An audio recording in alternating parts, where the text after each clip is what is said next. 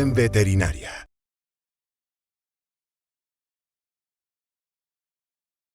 Un grupo que definitivamente ha crecido en el conocimiento, pues no solo por el tiempo que yo dedico a ustedes, sino también porque en general ustedes son un equipo muy integrado y de alto desempeño, lo cual se hace bien interesante y agradable para mí, porque pues digamos de alguna manera es bueno saber que la información que uno provee se asimila. Hoy continuamos con nuestro producto Pronalgin. Hoy vamos a entrar a ver una molécula que siento en general no se conoce tan bien. Y estoy seguro que hoy vamos a ver cosas bastante nuevas al respecto de esta molécula. Y como se ha vuelto mi costumbre, porque me parece interesante poderlos escuchar siempre, eh, me gustaría saber qué conocen y en realidad qué dudas tienen respecto al uso de esta molécula.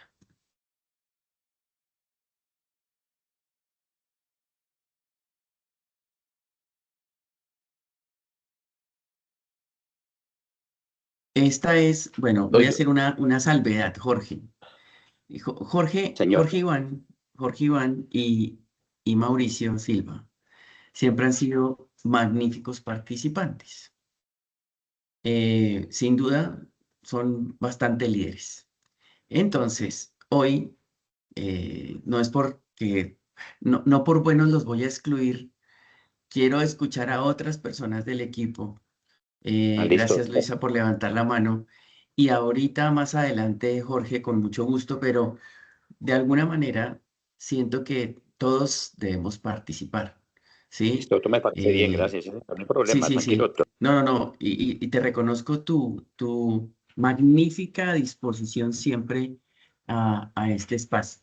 Entonces voy a darle el espacio a Luisa, que nos levantó la mano. Hola, muy buenos días, doctor. Gracias, Doctor, yo Luisa. quisiera saber cuáles son los principales usos del Pronalgin, pero más que todo en mascotas. Tengo entendido que también lo utilizan en cólicos para caballos, pero quisiera saber cuáles son los principales usos en las mascotas y también qué ventajas tenemos con el Pronalgin frente a otros analgésicos en el mercado. Claro que sí. Perfecto, Luisa. Anotado. ¿Alguien Muchas gracias. más? Hola, Javier. Buenos días, doctor. Es una pregunta más que todo, pues aclarar un poquito la dosificación y la De los gatos dosificación y los en... perros. Sí. Sí, señor. En Históricamente, gato. históricamente, y qué pena que te interrumpa, Javier, cometimos un error en nuestra literatura. Ese cambio ya se dio, ¿sí? Lo van a ver ya terminando agotamiento de materiales este año, después de mediados, yo creo que ya lo van a ver. Pero efectivamente voy a hacer la aclaración, Javier, porque ha sido un tema, digamos, que ha generado confusión y me parece importante hacer la observación. Eh, ¿Quién más? Doctor, otra pregunta. Sí, dime, Javier. Y ya vamos con Eh, Kevin. Quisiera aclarar o que nos aclarara si es cierto que la dipirona puede producir reducción de glóbulos blancos. Muy bien, es una bonita pregunta. Y la respuesta es sí, y lo vamos a ampliar en la charla de hoy. Kevin, Gracias, doctor. Hola, doctor, buen día. Doctor, buen día. pues a mí me gustaría de pronto abordar un poco el tema sabiendo que es un antiespasmódico y sabiendo que hablamos con el Prunicin, que era como de primera elección para el cólico equino. ¿Qué tan seguro y qué tan efectivo vendría siendo también en ese manejo? Por supuesto, Kevin. Muy bien, gracias. Carlos Eduardo, Buenos días, doctor. Buenos días para todos. Doctor, buenos días, Carlos. el Pronalgin, pues, un analgésico antipirético y antiespasmódico, ¿no? Lo tenía en el concepto de que dentro de los analgésicos que tenemos inyectable, de esos tres, pues, tenía el concepto de que era el más indicado para el tema de tratar cólico o dolores espasmódicos, ¿no? Pues en las charlas que hemos venido tratando, como siempre nos ha venido aclarando el más indicado, y quería como de pronto indagar un poco más en ese aspecto de que más indicado es el Lunicin, a diferencia del Pronalgin, ¿no? De pronto esa cuestión, y ya creo que el compañero lo dijo, el tema de la dosificación, que hay veces como que veo ahí un vacío. Tranquilo, vamos a aclararlo. Luisa, de nuevo, Luisa Fernanda, cuéntanos. Buenos días, para saber, pues él se puede poner también subcutáneo. Ok, en la Para realidad saber. no, en la realidad no es lo adecuado. De hecho, en nuestra etiqueta está contraindicado el uso subcutáneo. En algunas literaturas lo vas a encontrar subcutáneo. La recomendación es que no, pero igual lo vamos a ampliar dentro Ujú. del proceso. Es una de los temas que están dentro de la charla del día de hoy. Muchas gracias, Súper. Bueno, vamos a comenzar. Em, a mí esta etapa me parece importante porque de alguna manera me sintoniza en sus necesidades. Y lo que más me complace a veces es que en las últimas ocasiones he logrado cumplir esa expectativa, creo yo. Ustedes me corrigen si no es así.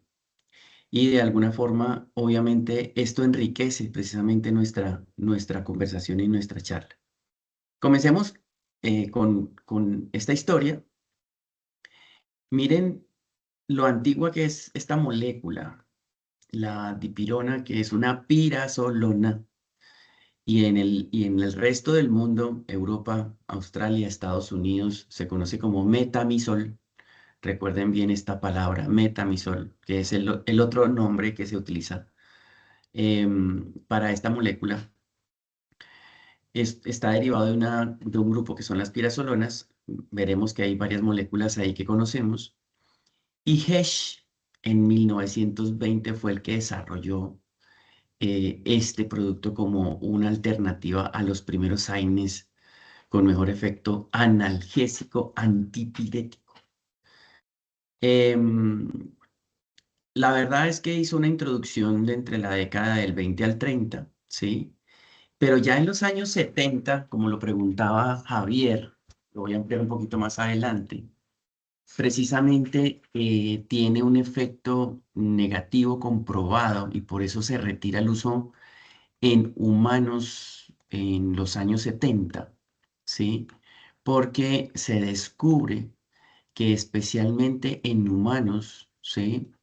Este producto genera algo que se llama agranulocitosis. Los granulocitos son parte de los glóbulos blancos, es una parte de la defensa de los glóbulos blancos y por tanto, cuando se descubrió que él desarrollaba esta enfermedad o este padecimiento, pues en Estados Unidos se prohíbe para el uso en humanos. Pero, pues en la realidad es que en veterinaria los casos han sido muy raros, especialmente en mascotas, perros y gatos, pero son demasiado raros, no es muy común. No obstante, es una de las características que esta molécula, estoy seguro ustedes no conocían y que es importante tenerla como uno de los aspectos importantes dentro del detalle de esta charla.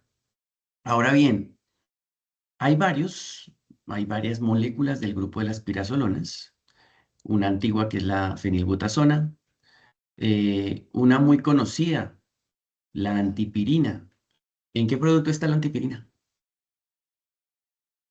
Antrivaxol. Muchachos. Muy bien, está Antivaxol. Muy bien. Y ahora vamos a ver algo bien interesante de lo que pasa con la dipirona en el organismo, que pues obviamente este es el más conocido del grupo con las fenilbutazonas, pero hay otras que no se conocen muy bien, por lo menos en Latinoamérica, como estas dos, ¿sí?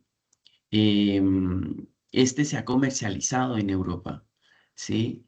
y este se ha comercializado en los Estados Unidos especialmente como un agente neuroprotector. Y ahora lo vamos a entender, porque este grupo tiene un sistema de acción un poco diferente a los otros analgésicos antiinflamatorios no esteroidales. Y es aquí en donde empiezan a haber algunas diferencias bien interesantes, porque en algunas de las charlas anteriores yo les había nombrado que existían las ciclooxigenasas 3, que no son muy nombradas efectivamente, pero que realmente son una variante genética de la ciclooxigenasa 1 y que se encuentran principalmente en todo lo que es el sistema nervioso central. Estoy hablando de meninges, cerebro, médula espinal y nervios principales. Entonces, claro, esto lo que hace es que el producto actúa sobre esta ciclooxigenasa. Actúa mucho menos en ciclooxigenasa 1 y en ciclooxigenasa 2.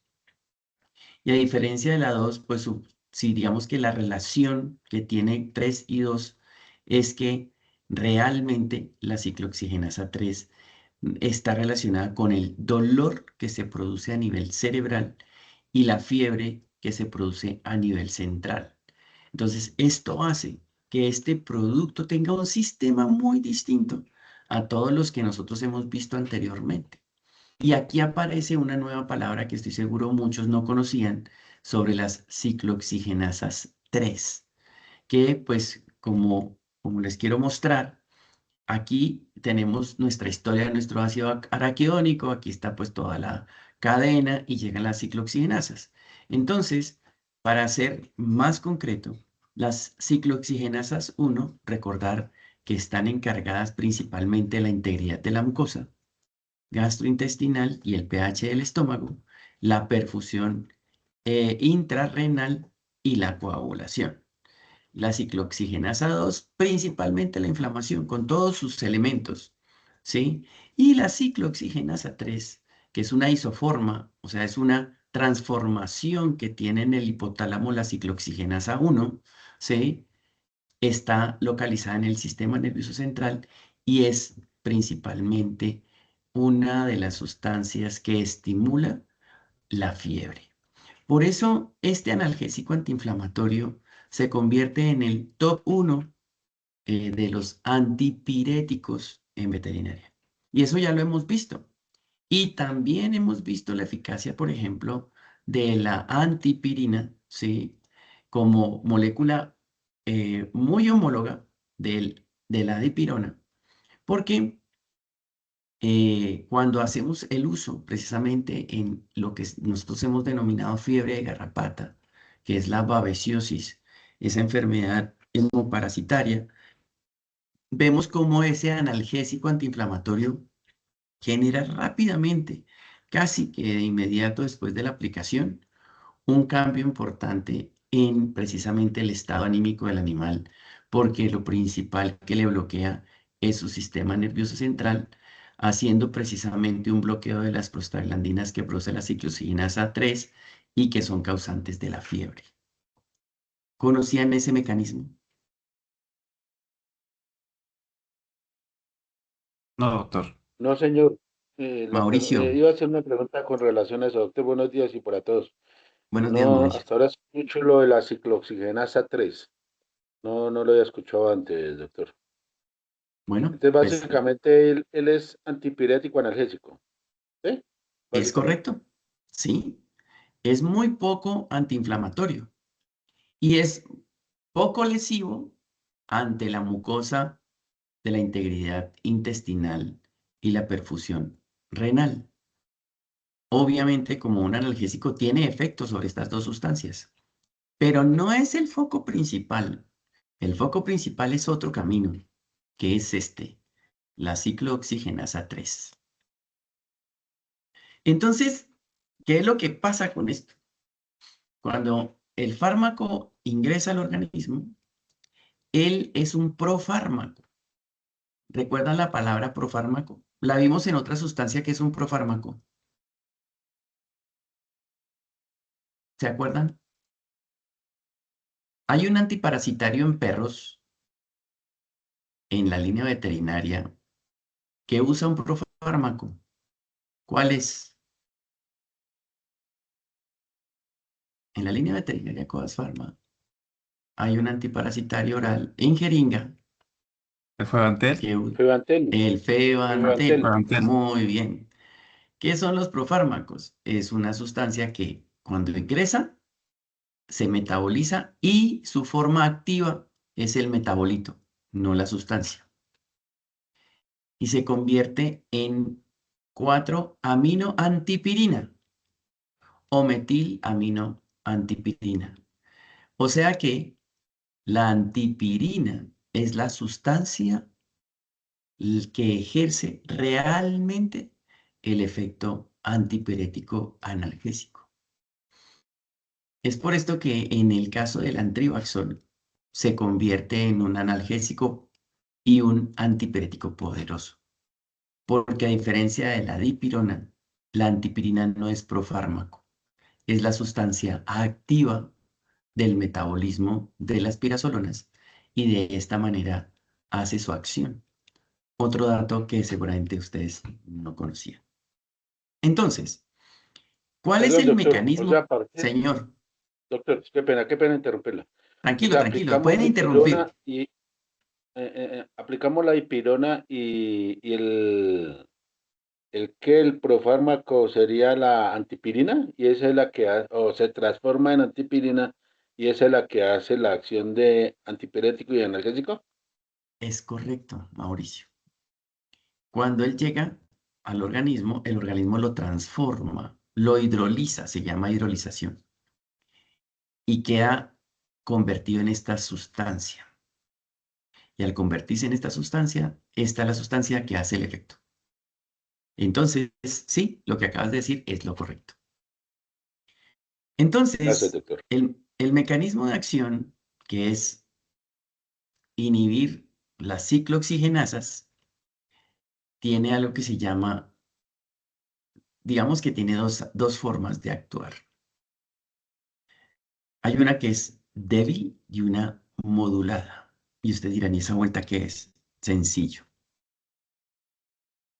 Cuando yo hago una administración a la menor dosis, no afecto ciclooxigenasa 1 y casi no afecto ciclooxigenasa 2. Solamente se concentra la molécula en la ciclooxigenasa 3 a una dosis baja. Pero si yo uso la dosis más alta, obviamente obviamente trabajo sobre la ciclooxigenasa 3, pero a la vez empieza a actuar parcialmente en ciclooxigenasa 1 y ciclooxigenasa 2. Eso quiere decir que este fármaco con dosis bajas es prácticamente poco lesivo al sistema digestivo y renal. Y con una alta dosis lesiona parcialmente, no como, por ejemplo, un flunixin meglumine, el estómago y el riñón. Y de igual manera, pues trabaja sobre las prostaglandinas GE2, que son las encargadas de producir lo siguiente. Entonces, ¿cuál es el mecanismo multifactorial que hace la dipirona? Voy a ampliarlo aquí con nuestra lupita. Entonces, tenemos inhibición del sistema nervioso central a través de la ciclooxigenasa 3, bloqueando la síntesis de prostaglandinas con un efecto analgésico y antipirético. Esa es una de las funciones, que es la que les acabo de hablar. Viene la otra, ¿sí? El efecto antiespasmódico. Me salté el central porque es este mismo, ¿sí? Es el efecto analgésico central. Viene el efecto espasmódico o antiespasmódico. Inhibe el calcio intracelular del músculo liso. Entonces, cuando yo bloqueo la entrada de calcio celular, acuérdense que el calcio tiene una acción de aumentar las contracciones. Lo conocemos especialmente en otro producto de la línea veterinaria que hay que administrarlo con cuidado. ¿Cuál es? Almayek. Correcto, Almayek. el calcio. Muy bien. Entonces, como él bloquea la entrada de calcio a las células del músculo liso, pues el efecto espasmódico de la musculatura lisa se procede y él se relaja, porque sin calcio no hay contracción. La segunda es la actividad sobre el óxido nítrico, que tiene actividad de la regulación del sistema vasomotor y antiinflamatorio. ¿Saben ustedes qué producto se utiliza que estimula la producción de óxido nítrico en seres humanos?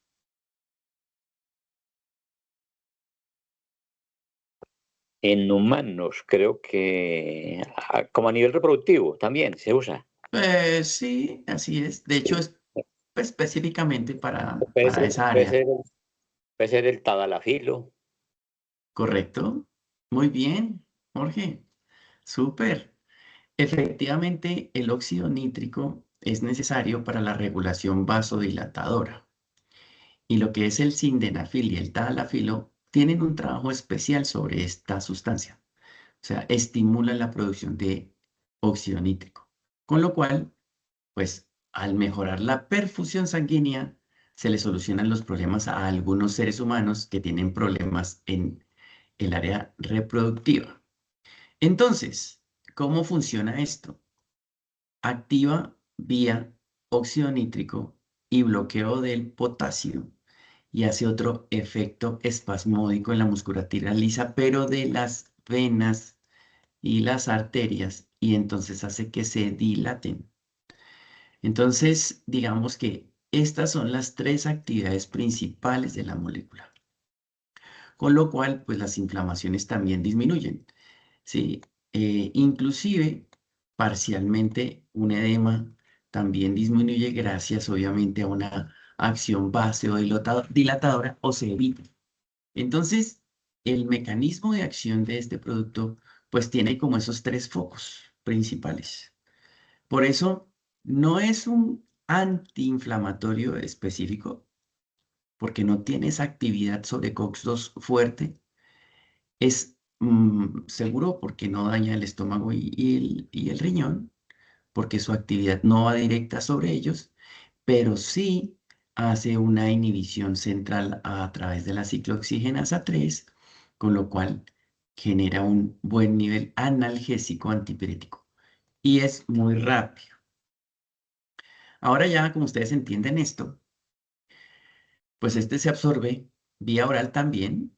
En Estados Unidos hay uso o se usaba este producto en humanos. Todavía hay productos en Latinoamérica que usan dipirona en combinación con otros antiespasmódicos para el cólico femenino vía oral. Tiene una magnífica absorción vía intramuscular y endovenosa, siendo obviamente la vía endovenosa la primaria. Cuando él entra, se distribuye muy bien en el organismo y la unión a proteínas plasmáticas es moderada. O sea que más o menos el 50 al 40% del producto queda libre, ¿sí? Con lo cual se metaboliza a través del hígado, se convierte precisamente en las sustancias activas y luego se elimina a nivel renal. La vida media va de 2 a 6 horas, siendo en equinos el punto más grande. Y obviamente este es un producto que hay que aplicarlo muchas más veces durante el tiempo, porque su vida media es mucho más corta. Y el 50 o el 40% de la molécula entra a ser transformada y utilizada, quedando solo un 50% rodando. Mauricio, Doctor, pues aplicación, los niveles sanguíneos, ¿a cuántos se alcanzan? de entrada un 85%. Si se va por la vía Y el oral. Pero tiempo, si usted lo y el inyecta tiempo. endovenoso, pues el 100%. Pero en tiempo no me sé, refiero actuando, o sea, lo aplicamos intramuscular, el 85%, pero eso, la acción es inmediata a los 5 o 10 minutos, ¿o cómo es eso? es muy rápida. En los primeros 5 minutos ya la acción está ejerciéndose. Es demasiado rápida. Jorge Iván. Doctor, tengo entendido que la vida media son más o menos de 6 a 8 horas, o estoy errado. Sí, sí, pues digamos que va hasta las más o menos 6 horas. Si te das cuenta, en bovinos 4, en equinos 6, Ah, ya, 5, no efectivamente. no había visto eso Tranquilo, llevado. Qué pena. todo bien, todo bien. Yo sí lo había dicho, yo sí lo había dicho. Pero lo que es importante es que efectivamente tiene una vida media en relación a los que hemos visto anteriores, más corta. Porque los anteriores, ketoprofeno, flunixin, ¿sí? Son de vías medias mucho más largas y o de unión de proteínas plasmáticas más largas. Entonces, eso hace que la dosis sea cada 24. Mientras que aquí, precisamente, se hace necesaria repetir la dosis mucho más rápido. ¿Qué tiene de beneficios esta molécula? Uno, pues también tiene un efecto antiendotóxico, ¿sí?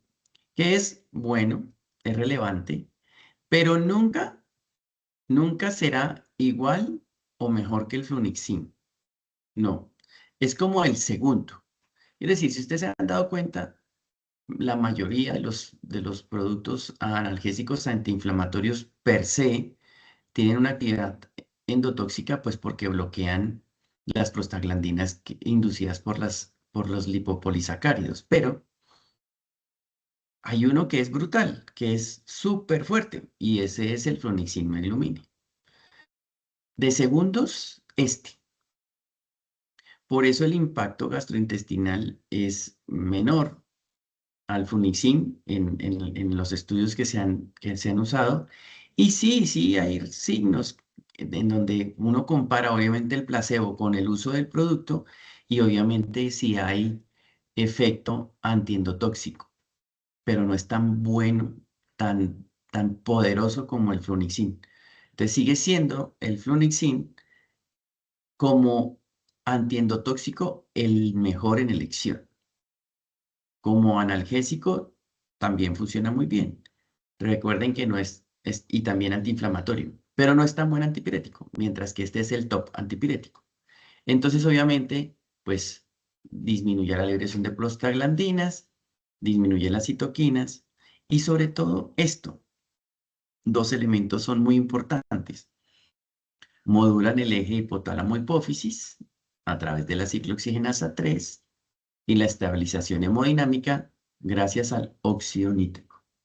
Entonces, de esta manera, pues el producto tiene esa actividad específica. Efectos adversos, claro que los tiene. Doctor, Tiene, disculpe, señor, con respecto a lo anterior, ¿cómo trabaja a nivel de agregación plaquetaria? sí la disminuye, pero no tanto, porque como no trabaja tan bien en ciclooxigenasa 2, Dos, exacto, en dos, así. no Correcto. es tan poderoso en esa actividad, ¿sabes? Listo, gracias. Mientras que obviamente un flunixin sí, y más un ketoprofeno, ¿sí? Sí. En esos tres, miren cómo uno va empezando a entender un poco qué es qué habilidades la molécula tiene dentro de sus características. Entonces, con respecto a la agregación plaquetaria, top 1, ketoprofeno. Segundo, flunixin. Tercero, dipirona. Vamos en esos tres, que es los que conocemos. Sí, Bueno, uno ahí va desgregando ya las características de cada uno. claro, y eso es lo que yo quiero que hoy se lleven en estas charlas, ¿sí? Más que o sea, quiero que capturen ese tipo de elementos que son los ganadores en el momento de tomar una decisión terapéutica. Muy frecuente la hipotensión. Ustedes se han dado cuenta que pues un caballo, que especialmente los equinos, que se les administre muy rápida la aplicación de este producto vía endovenosa, pues genera hipotensión. Ya entienden el por qué. O sea, ¿cierto? Como es un vasodilatador a través de la acción que hace a través del óxido nítrico, pues obviamente que genera la pérdida de la presión arterial y por consiguiente, pues obviamente el animal se vuelve hipotenso. También han habido pocas, es raro, pero también han habido reacciones anafilácticas. Y otra característica es que tiene como llega a ser bloqueo central y llega al cerebro, tiene una pequeña sedación. Ahora, raros pero críticos en animales, ¿sí? Es la agranulocitosis, que precisamente es ese daño que puede hacer la molécula en glóbulos blancos, que principalmente es en humanos. De verdad que es muy raro. Yo estuve buscando casos ayer y son muy, pero muy contados. Se han visto específicamente en perros, en caballos y en bovinos no, pero en perros sí. Entonces, pues obviamente que todo esto depende si, inclusive también el efecto de la depresión medular, que es la que finalmente genera la baja de la producción de glóbulos blancos, granulocitos en el sistema. Doctor, Señor, señora, hola doctor, con Carolina. hola Doctor, Carolina. quería preguntarle también si en trastornos gastrointestinales leves también puede producir. No, no Hay tanto. alteraciones graves en las células sanguíneas. Este producto también. No tanto. En las No. células sanguíneas, no. Digamos que la respuesta es sí, pero. Ujú. Sí, pero es muy raro que haya alteración de células sanguíneas, porque los glóbulos blancos son partes de las células sanguíneas. Otras células No. sanguíneas no se afectan, ¿sí? Y con respecto al daño gástrico y renal, ¿quién le responde a Carolina? ¿Tiene o no tiene? Puede llegar a causar, pero no. No, A ver, Octavio. no, porque trabaja más sobre el COX-3. Esa es la gran ventaja que tiene, sobre la parte nerviosa. Sí, efectivamente, en realidad no es tan lesivo hacia esa área. Es muy, muy poco lesivo. Y si se maneja la dosis Bueno, más gracias. baja, y si se maneja la dosis más baja, pues aún menos posibilidades. Si se maneja la dosis más alta, algo de posibilidades. Pero dense en cuenta que como no tiene una fijación específica en la ciclooxigenasa 1, pues precisamente no es el efecto adverso tradicional de los analgésicos antiinflamatorios no esteroidales, que es gastritis y problema de perfusión renal.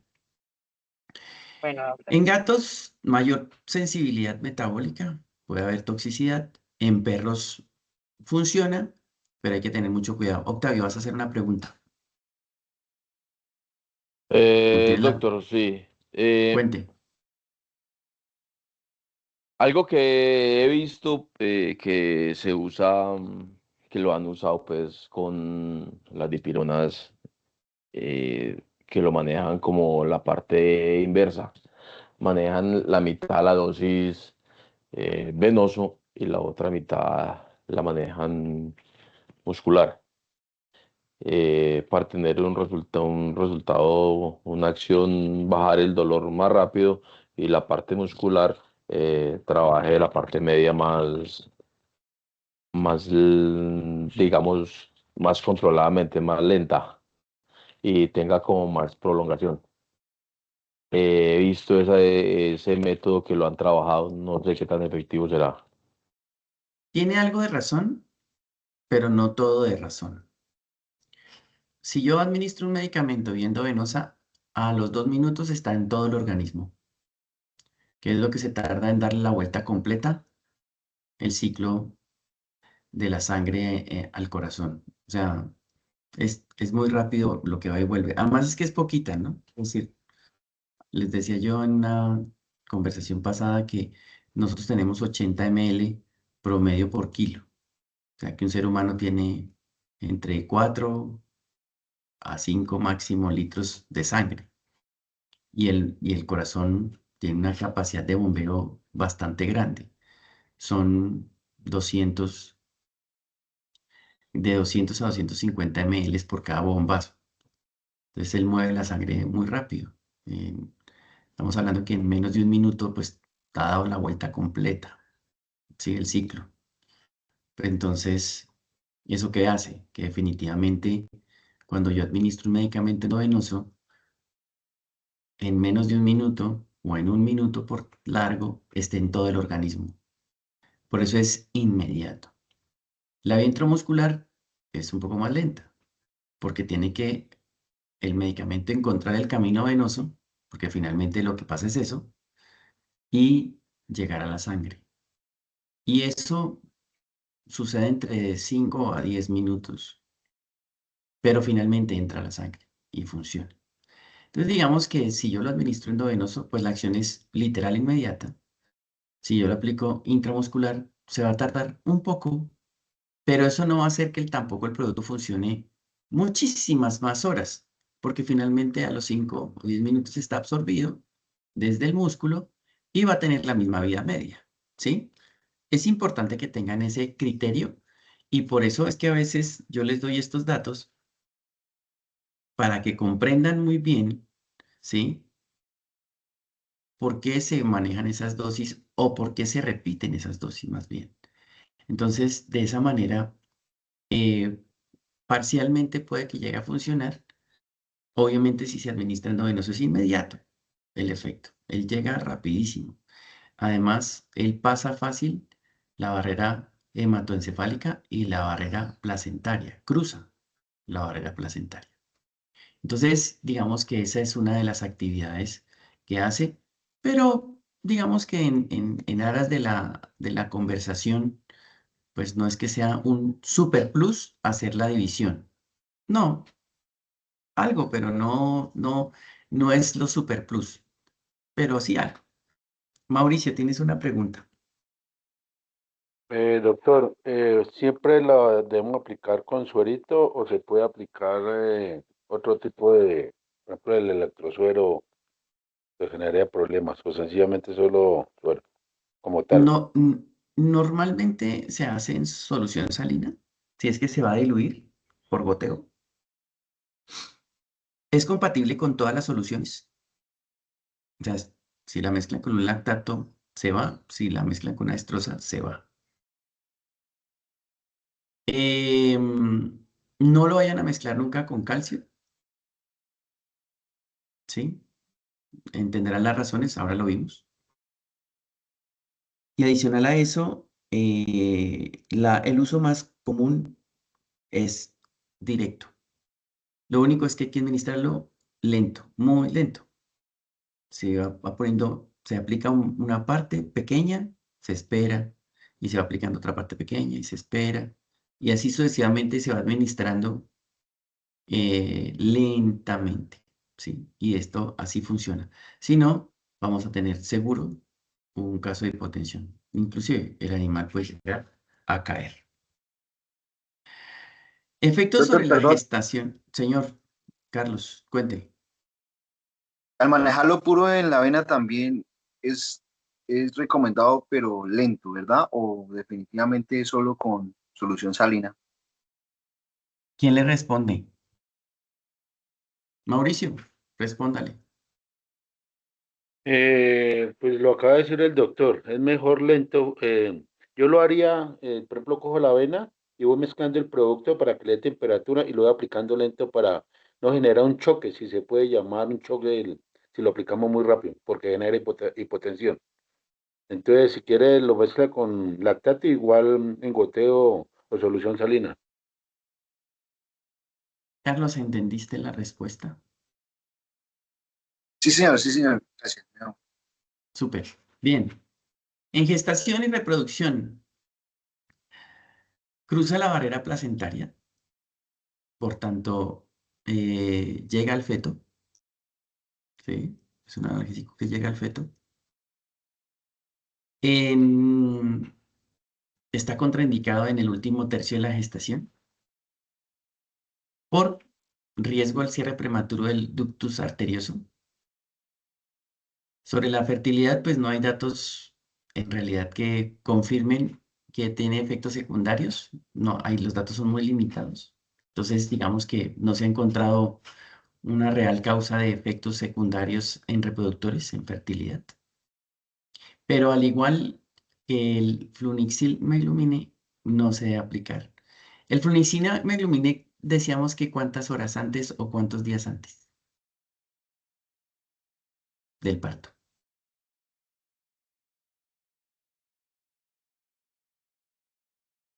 ¿En serio? No les creo. No, 24 horas antes de o posterior al parto igual. Porque si se aplica antes, genera destrucción de cuerpo lúteo y predispone al parto antes de. Digamos que sí, pero, volvemos al pero, no es el tiempo. No se puede ni 48 horas antes ni después del parto. Ese es el límite. Correcto, Luisa, muy bien. Ese es el límite. Pero yo les decía, es mejor que lo usemos, o sea, 8 días antes, si nosotros tenemos, digamos que sabemos que el parto está para la próxima semana, evitar el uso del Flunixin. En este es el último tercio. No se debe usar. En el último tercio gestacional. Por riesgos. Y hoy sí les traje el dibujito. Efectivamente era a nivel entre aurícula y aurícula. Entonces, lo que pasa es que hay un huequito entre aurícula y aurícula y pasa la sangre de una aurícula a la otra. En vez de ir aquí a los ventrículos y pasar a los pulmones. Entonces pasa a la aurícula, de la aurícula izquierda a la aurícula derecha e inmediatamente, pues ese tabique cuando se nace, automáticamente esto se cierra. Pero es algo, como les decía, maravilloso porque funciona con un sistema automático perfecto y no vuelve, y eso se sella y se sella. De hecho, queda una cicatriz en el proceso. Entonces, pues, es importante. Ahora bien, interacciones, pues nada. No mezclar con otros AINES, no mezclar con anticoagulantes, potencia la interacción con la cepromacina. Así es que, pues obviamente, si por algún motivo se llega a combinar, el efecto es más fuerte porque tiene un efecto sedante, entonces potencializa. Inclusive los barbitúricos, ahora lo vamos a ver más adelantico, que lo tengo en las precauciones del producto per se en la etiqueta. También los barbitúricos, entonces digamos que con esos anestésicos que bloquean especialmente el sistema central, no se deben mezclar este tipo de productos. Dosis y usos. Entonces, especies diana y dosis, entonces tenemos bovinos de 20 a 40 miligramos. Eso quiere decir que aplicamos de 2 a 4 ml por cada 50 kilogramos de peso. Intramuscular o endovenoso lento. Ideal para fiebre, dolor visceral y más o menos ayudante al dolor de la mastitis. No es su top. Ayuda, pero no es su top. Principalmente fiebre y dolor. Volvemos a lo mismo. En equinos, de 20 a 50, endovenoso, 4 a 10 ml por cada 100, intramuscular o intravenoso lento. En cólico, sí. Dolor posoperatorio, sí, especialmente cuando es abdominal. Colabora con la endotoxemia, sí. Pero hay uno mejor que este, también, el Flunixin. Pero funciona. En maranitos, de 15 a 50, ¿sí? 1.5 a 5 ml por cada 50. En intramuscular endovenoso, como tiene una acción endotóxica, nos sirve muy bien también en síndrome de MMA, mastitis, metritis, agalaxia, y pues definitivamente en fiebre. Es poderoso en fiebre. Es como su actividad principal. En ovinos, digamos que se extrapola la dosis de los bovinos, 20 a 40, 2 a 4 ml por cada 50, intramuscular o endovenosa lenta. Encontré en algunos textos que lo sugieren subcutáneo. En mi gusto particular como profesional, es irritante. Entonces, por eso no lo aconsejo. De hecho, en el rotulado de nuestro producto no se indica. De hecho, se contraindica el uso. Y también, como es irritante, se sugiere partir la dosis cuando es muy grande, para que no haya irritación intramuscular, ¿sí? Para que ese músculo no se lesione. Perros y gatos, pues es más restringido el uso en gatos, muy raro. Sí se puede usar, pero no es la elección, ¿sí? En perros funciona bien, endovenoso, 0,25 a 0,5 por cada 10, dolor agudo y fiebre. O sea, definitivamente es un producto antipirético puro con un excelente poder analgésico, especialmente visceral hacia músculo liso. Todo lo que es reproductivo, visceral, etcétera. Funciona supremamente bien. Aquí una tablita de resumen. Entonces, para ver en enfermedades específicas, fiebre de embarque, en la mastitis con coliformes que da mucho fiebre y algo de dolor, pues funciona bien.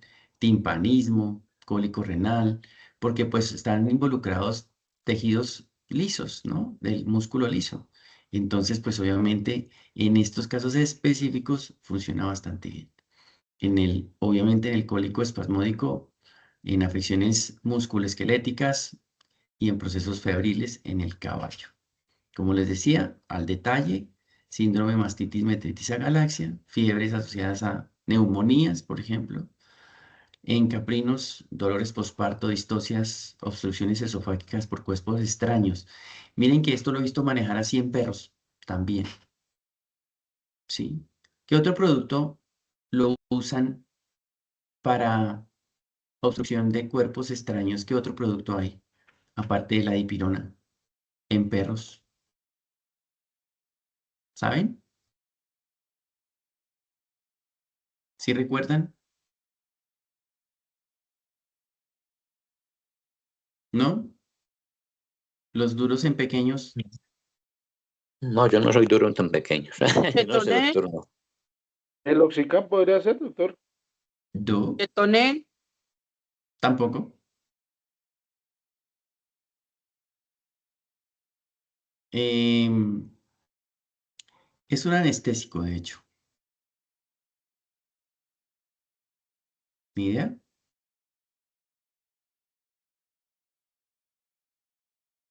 Es un rompú, relajante.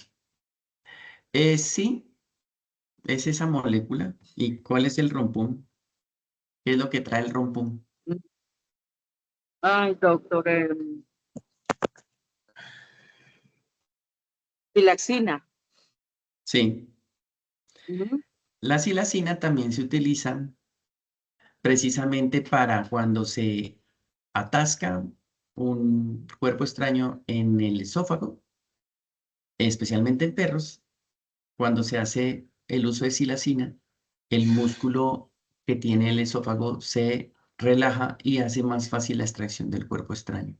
Pero miren que aquí hay otra opción en el caso de la dipirona. Bueno, en perros, dolores postquirúrgicos, obviamente dolores viscerales, eh, en el control obviamente de la fiebre, Mauricio. Aquí en mi tierrita es muy común que cuando la papa no está valiendo le pican papa y a veces se la tragan enteras. Entonces serviría ahí en el proceso de extracción de la misma, ya sea para que Sí, pase a rumen o poderla sacar de la vía. así es.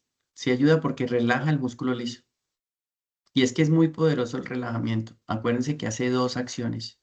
Bloquea el calcio y el potasio. Y obviamente hace varias actividades al respecto, con lo cual pues esto hace que el producto funcione bastante bien con respecto a esto, precisamente, el dolor visceral y la fiebre. Bueno, precauciones que tenemos en la etiqueta. No aplicar vía subcutánea, no aplicar más de 20 ml en el sitio de la aplicación, ¿sí?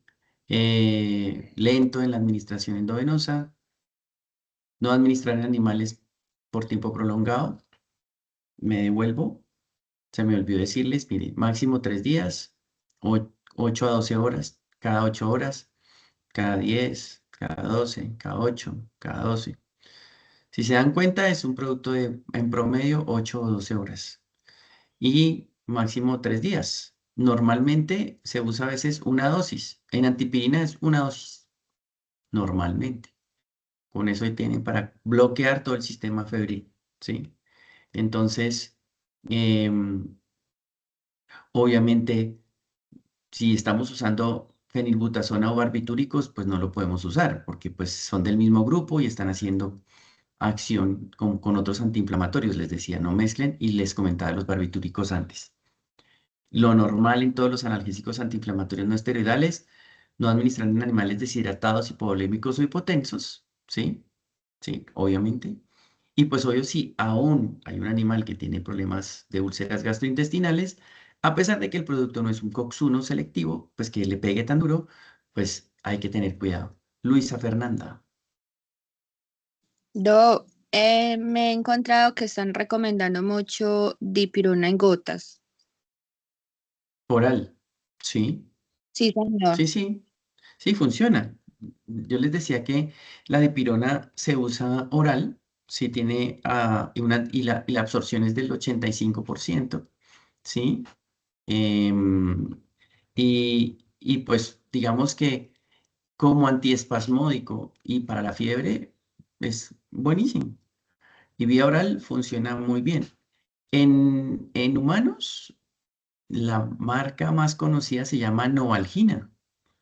Es una dipirona también de 500 miligramos y viene en gotas y viene el gotero por 10 ml. Y es una marca muy conocida y muy usada para el cólico femenino, ¿sí? Entonces, la Novalgina es precisamente un antipirético y un analgésico precisamente antiespasmódico que lo venden en goticas. También viene en concentración de 500 miligramos. Viene el frasquito por 10 ml y pues obviamente que si manejamos la dosis, pues la podríamos administrar en perros y gatos, por ejemplo, ¿sí? Sin ningún problema. Pero efectivamente, tienes razón. Ahí les doy el dato, Novalgina de 500 miligramos. ¿Tiene tiempo de retiro? No, en 12 días, ¿sí? Es decir, el efecto es corto, pero los residuos duran mucho tiempo. Entonces, en ese caso, son 12 días de retiro en carne y 96 horas de retiro en leche, ¿sí? Lo mismo, tenemos el mismo sistema de protección. 28 días es el tiempo que nosotros destinamos para máximo el tiempo de descarte del producto, que pues lo podemos garantizar. Hasta ahí podemos. Bueno, como conclusiones, hoy quise sacar como un resumen rápido. Entonces, tiene un sistema muy distinto de trabajar como AINE. En humanos hay otro.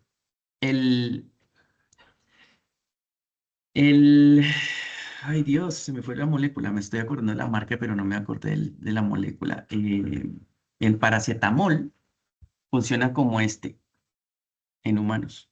Bueno, en perros también, pero me refiero, el sistema de acción del paracetamol es similar al del Pronalgina, al de la dipirona, en el tema de la COX-3. Entonces tiene un perfil farmacológico diferente, ¿sí? A los otros analgésicos antiinflamatorios no esteroidales, porque tiene una acción central predominante, tiene un efecto espasmódico diferencial, tiene actividad endotóxica clínicamente relevante, pero hay una mejor, que es la del Flunitrin Ilumine, amplia aplicabilidad multiespecie, su uso ideal en cólico equino, síndromes febriles y dolores viscerales. Ese es el foco. El foco es fiebre y dolor visceral. Ese es el foco. Y, pues bueno, con un manejo adecuado de dosis, las precauciones y tal, pues la verdad es que tiene un buen margen terapéutico. Es seguro. Menos efectos secundarios como los otros analgésicos. Y pues de alguna manera, pues el manejo que se hace es relativamente sencillo. Entonces, pues digamos que este es un producto que tiene esa. Este es un producto que traemos el activo desde China. Lo hace una empresa que se llama GBG Gen. Gen también produce la mayoría del analgésico, del paracetamol que ustedes se comen, del que venden en Colombia, viene de esta empresa. Es el principal productor de paracetamol del mundo. Es el número 1, el que más produce paracetamol. Casi que todo el mundo consume paracetamol de GBI en farmacéutica. Y es un producto muy estable. Esto tiene, la fórmula, esto es lo más sencilla posible. De hecho, les voy a mostrar la fórmula que tiene, nosotros tenemos una fórmula similar. Espérate que no sé si lo dejé aquí. ¿Dónde estás? ¿Dónde estás, corazón? Bueno, aquí está la página de Europa, que es que como me gusta tanto. Allá lo llaman metamisol, ¿no? Mírenlo, metamisol. Pero lo combinan con escopolamina bromuro. Lo que hace es que aquí no nos dejan usar escopolamina. Somos muy jodidos. Entonces, el líder, que es Boehringer allá, que hace buscapina compuesta, lo tiene con dipirona y escopolamina para el uso en caballos. Pues obviamente que eso funciona espectacular, porque pues el dolor desaparece muy rápido, trabaja a nivel central. Pero digamos que la fórmula más tradicional es esta. De este producto es muy sencillo. Es muy fácil. Tiene alcohol, un poquito de alcohol y agua. No más. El nuestro es igualito. El metamizol sódico o la dipirona, ¿sí? Es un producto muy estable. Tan es así que nosotros tenemos en la licencia fecha de vencimiento de 36 meses, 3 años, y no necesita gran cosa. Es un producto supremamente estable, es una molécula, pero esas moléculas mega estables, mega estables. Y pues la verdad es que el resultado terapéutico de este tipo de productos es muy bueno, funciona bastante bien. Y de alguna manera, pues obviamente es nuestro producto, uno de nuestros productos bonitos y con más uso. Preguntas. Cuéntenme, ¿les gustó? ¿Aprendieron o no aprendieron? Doctor, Bastante, hágame un gracias. favor. El producto que estamos hablando de Boehringer tiene dipirona y ¿cuál es el otro principio activo? Que no lo podemos utilizar aquí en Colombia. Escopolamina. Escopolamina. Copolamina. Otra cosa, doctor, resulta que es muy común ver que de pronto a un paciente, sea bovino, equino o porcino, el cliente llama a uno, llama al otro, y cuando llega el segundo o el tercero no sabe qué le han aplicado. Entonces, de pronto él toma la opción de aplicar el Pronalgin nuestro y se generarían pues los efectos no deseados. ¿Con qué podríamos reversar o porque aplicar una dosis muy alta podríamos reversar esa acción o qué se haría? O aplicar una No es, tornicardina o no sé qué no, producto se no es utilizaría. posible, no es posible, no es posible. Quiere decir, ese es uno de nuestros padecimientos. Uno llega y el animal está moribundo, le han metido de todo y pues está en la o sea, cuando lo llaman a uno ya es porque ellos ya le han hecho de todo. Y no hay nada que hacer, Mauricio, porque no hay un antídoto, no existe una sustancia que tú le metas al animal y le desnaturalice las otras moléculas, ¿no? Es el riesgo. Y pues nosotros como veterinarios pues tenemos que hacer esa salvedad, ¿sabes? Entonces pues ahí no hay nada que hacer, Mauricio. O sea, tenemos que correr el riesgo haciendo la salvedad de que ojalá nos hayan contado lo más que se pueda, pero pues definitivamente pues es una de las limitantes que tenemos nosotros en el país, porque a diferencia de otros países como los desarrollados, pues aquí todo el mundo puede meter la mano a los medicamentos, mientras que en otras partes del mundo solo los profesionales. ¿Alguna otra pregunta para cerrar? Bueno, me Doctor, encantó. Señor Octavio, cuente. doctor, ya que la dipirona pues bloquea pues como el calcio, eh, Ojo, digamos, hacia el digamos, músculo, ojo, hago un paréntesis. sí, Hacia el sí, músculo liso, ¿no? sí, hacia músculo liso. Ok. Exacto. puede ser muy común de pronto el uso que uno ve muchas veces terneros que nacen y son débiles como de tendones. Puede ser muy común por ese lado. Pero no entiendo. No entiendo Digamos en vacas en gestación, porque hay veces que se usa mucho la dipirona, digamos en los últimos tercios de la gestación de las vacas porque hay cólicos y lo que más mandan es dipirona que uno ve muchas veces. Y se encuentra uno con terneros que nacen como muy débiles, como de tendones, de músculo liso.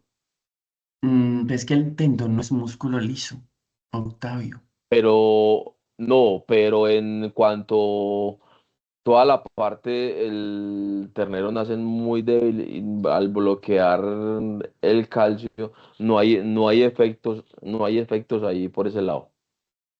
Pues es que Doctor, perdón, no. doctor, Dale, disculpe, dale. Octavio quiere hacer la pregunta siguiente. Si la aplicación de la dipirona afecta el desarrollo óseo del animal, o sea, del ternero que está por No, nacer. Creo que es la pregunta que quiere hacer no, Octavio de pronto. pues no, pues digamos que la respuesta es Creo que es no. sí, porque es muy pequeña las dosis Digamos y que es... no es digamos que uno es de una acción muy corta y dos, pues no se usa por muchos días y tres está contraindicado en la gestación, en el último tercio de gestación, ¿sí? Entonces, pues no se debería usar. Sí se puede usar posparto, ahí Sí, sí, ese sí, posparto perfecto, porque no hay riesgo al feto. El riesgo al feto es lo que lo hace que no sea adecuado para el uso en la gestación. No por más, a diferencia del Flunixin Melumine, que era porque bloquea tan duro las prostaglandinas que inclusive las del parto y lo puede alargar, pues este solamente es el tema del feto, tiene un riesgo fetal importante, entonces por eso en el último tercio no se usa, ¿sí? Em, como, como, como precaución, ¿sí? Volvemos a lo mismo. Si hay algo grave y tengo que tomar como médico la decisión de administrar porque el cólico es terrible y tengo que usar el producto a riesgo, pues sé que lo puedo usar, porque finalmente no es que siempre que yo administre el producto, el pobre corazón del feto pues se va a, digamos, se va a obstruir el canal por donde pasa la sangre y vamos a tener problemas. No, tampoco. Lo que sucede es que sí tenemos que tener la precaución. Por eso son las precauciones, pero como clínico uno toma la decisión. Y que esto genere que el animal nazca débil, no creo. Puede ser por muchas otras causas el nacimiento de los animales débiles. Hay virus, que hay malas nutriciones, hay problemas de desarrollo, hay un sinnúmero de elementos que pueden hacer que el animal, pero per se por el uso de dipirona, no, no creo. La verdad, no. Ni lo he leído, ni lo he leído. ¿Listo? ¿Ok? Bueno, entonces cerramos. Muchísimas gracias. Muy amable, Pasen un lindo gracias. jueves y estamos en comunicación. Un abrazo para todos. Chao, chao. Muchísimas Doctor, gracias, muchas gracias, doctor. doctor Manuel. Muchas gracias, buen día. Éxitos para todos. Muchas Feliz día, buen día. gracias. Buen día, gracias, chao. Feliz día para todos. Gracias. Muchas gracias. Gracias. Muchas gracias. Buen día.